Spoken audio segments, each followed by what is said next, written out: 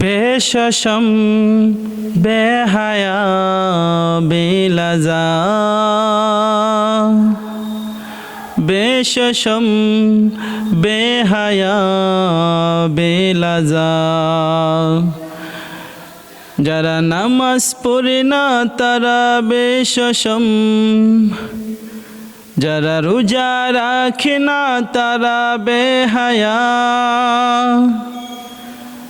যারা কোরআনের পথে জীবন পরিচালনা করে না তারা বেলাজা বেশসম বেহায়া বেলাজা বেশসম বেহায়া বেলাজা যারা নামাজ পড়ে না তারা বেশসম যারা রোজা রাখে না তারা বেহায়া যারা কোরআনের পথে চলে না তারা বেলাজা বেশসম বেহায়া বেলাজা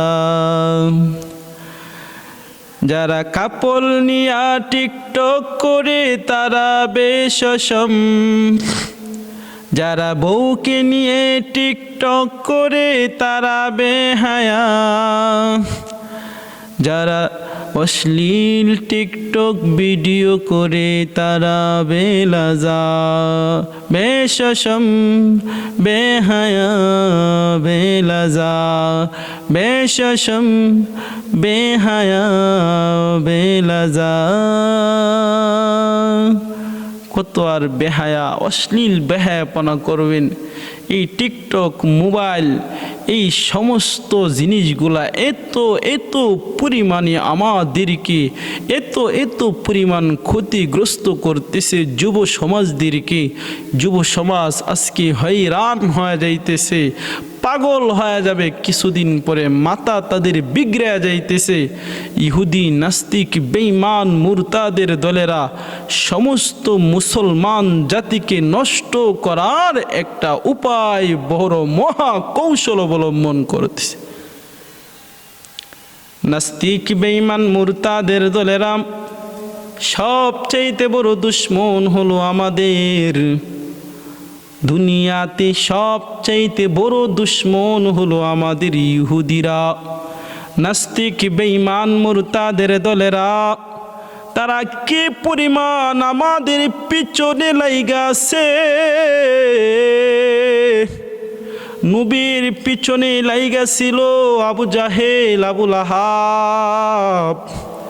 ওই যে মুসা পয়গম্বরের পিছনে লেগেছিল ফেরাউন, ওই যে পয়গম্বর ইব্রাহিম খলিলুল্লাহর পিছনে লাইগাছিল ওই যে নমরুদ। আমাদের নবীর পিছনে লেগেছিল আবু জাহেল আবু লাহাব, কিন্তু তারা এক পর্যায়ে ধ্বংস হয়ে গেছে। এখন সমস্ত মুসলমান জাতির পিছনে ইহুদি নাস্তিক বেঈমান মুরতাদের দলেরা, হিন্দু মালুয়ানদের দলেরা মুসলমানদের পিছনে লাইগা গেছে। কিভাবে তাদেরকে ধ্বংস করবে, কিভাবে তাদের ঈমান হারা হয়ে যাবে। সাবধান সাবধান রে মুসলমান যুবক ভাই, ঈমানটারে মজবুত করো, ঈমানটারে দৃঢ় রাখো, কারণ তোমার আমার আসল পুঁজি হলো ঈমান। একটা মুসলমানের সবচাইতে বড় সম্পদ হলো ঈমান। ওই ঈমানটারে হেফাজত করতে হবে, কারণ ঈমান বড় দাম,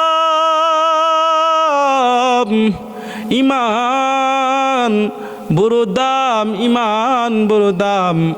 ঈমানটারে নষ্ট করা যাবে না। বান্দা তোমার মুসিবত আসবে, কষ্ট আসবে, অনেক পেরেশান আসবে।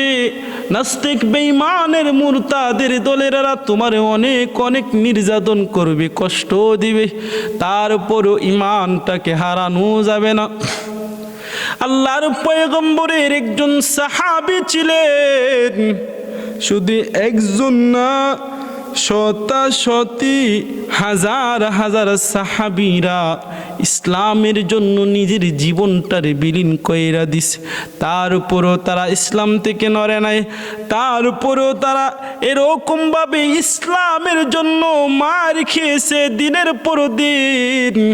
নবীজি তায়েফের ময়দানে ওই যে কাফের বেঈমান মুশরিকের দলেরা তারা পাথর মারছে, তার উপরও পিছু হাঁটে নাই, দিনের দাওয়াত বন্ধ করে নাই।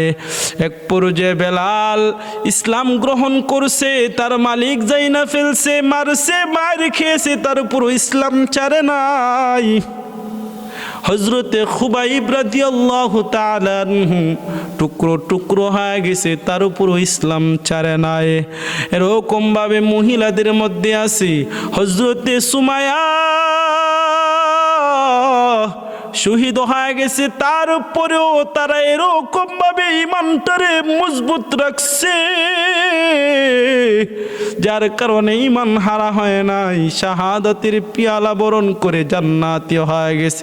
হযরতে বেলাল, হযরতে আবু বকর, হযরতে উমর, হযরতে হানজালা, হযরতে সুমাইয়া, হাজার হাজার শত শত সাহাবীরা নিজের ইসলামকে টিকে রাখার জন্য তারা মেহনত করেছে, কষ্ট করেছে, মুজাহাদা করেছে। এক পর্যায়ে তাদের লাভ কি হয়েছে?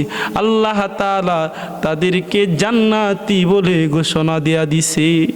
এটাই হলো ইসলাম। ইসলাম কষ্ট হবে, নবী কষ্ট করছে, তুমি আমি কষ্ট করতে কি লাভ?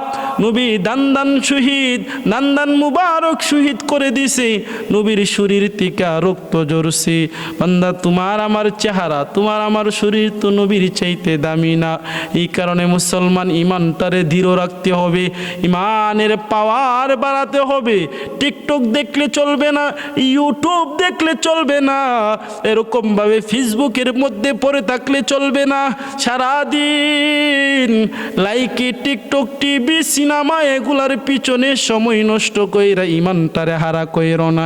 এই কারণেই আমি গজলের মধ্যে আপনাদেরকে বলে দিলাম, আসলে বেহায়া বেশরম বেলাজা ওই সমস্ত মুসলমান যারা ইমানি দাবি করে, মুসলমান দাবি করে, আবার বেহায়াপনা অশ্লীল ভিডিও নিজেও দেখে নিজে অন্যেরও দেখার সুযোগ বানায় দেই। এই কারণে আল্লাহ আমাদের সবাইকে অশ্লীল বেহায়াপনা থেকে আমাদের সবাইকে হেফাজত করুক, ওই যে মোবাইল নামক গজব থেকে আমাদের সবাইকে হেফাজত করুক। কারণ মোবাইল একমাত্র আমাকে আপনাকে ধ্বংস করতেছে, এমন পরিমাণ ধ্বংস করতেছে জাহান্নামের কিনারায় নিয়ে পৌঁছায় দিতে।